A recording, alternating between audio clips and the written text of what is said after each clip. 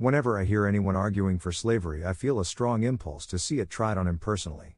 In giving freedom to the slave, we assure freedom to the free, honorable alike in what we give, and what we preserve. We shall nobly save, or meanly lose, the last best hope of earth. No man is good enough to govern another man, without that other's consent. I say this is the leading principle, the sheet anchor of American republicanism. You think slavery is right and should be extended, while we think slavery is wrong and ought to be restricted. That, I suppose, is the rub. It certainly is the only substantial difference between us. This is a world of compensations, and he who would be no slave, must consent to have no slave. Those who deny freedom to others, deserve it not for themselves, and, under a just God, cannot long retain it. As I would not be a slave, so I would not be a master. This expresses my idea of democracy. I leave you, hoping that the lamp of liberty will burn in your bosoms until there shall no longer be a doubt that all men are created free and equal. The one victory we can ever call complete will be that one which proclaims that there is not one slave or one drunkard on the face of God's green earth.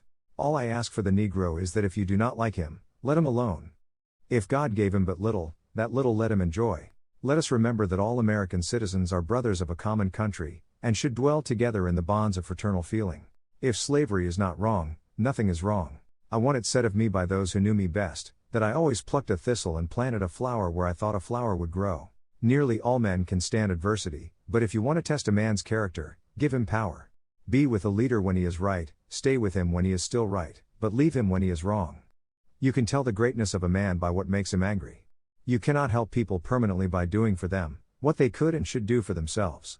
You cannot escape the responsibility of tomorrow by evading it today. I don't like that man.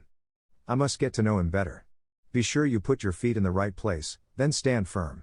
When I'm getting ready to reason with a man, I spend 1/3 of my time thinking about myself and what I'm going to say, and 2/3 thinking about him and what he is going to say. You can't make a weak man strong by making a strong man weak. My concern is not whether God is on our side, my greatest concern is to be on God's side, for God is always right. I am a slow walker, but I never walk back. Public sentiment is everything.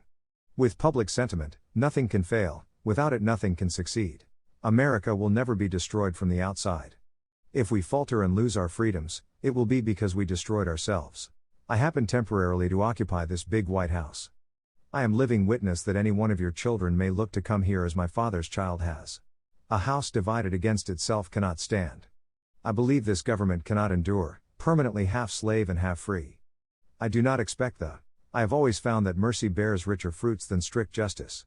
I desire to so conduct the affairs of the administration that if, at the end, when I come to lay down the reins of power, I have lost every other friend on earth, I shall have at least one friend left, and that friend shall be down inside of me. Those who deny freedom to others, deserve it not for themselves. The legitimate object of government is to do for the people what needs to be done, but which they cannot, by individual effort, for it all, or do so well, for themselves. Elections belong to the people. It's their decision. If they decide to turn their back on the fire and burn their behinds, then they will just have to sit on their blisters. Those who write clearly have readers, those who write obscurely have commentators. You cannot build character and courage by taking away people's initiative and independence.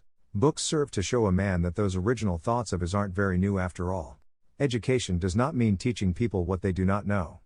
It means teaching them to behave as they do not behave. My mind is like a piece of steel, very hard to scratch anything on it and almost impossible after you get it there to rub it out. I will prepare and someday my chance will come. A capacity, and taste, for reading, gives access to whatever has already been discovered by others. Every head should be cultivated.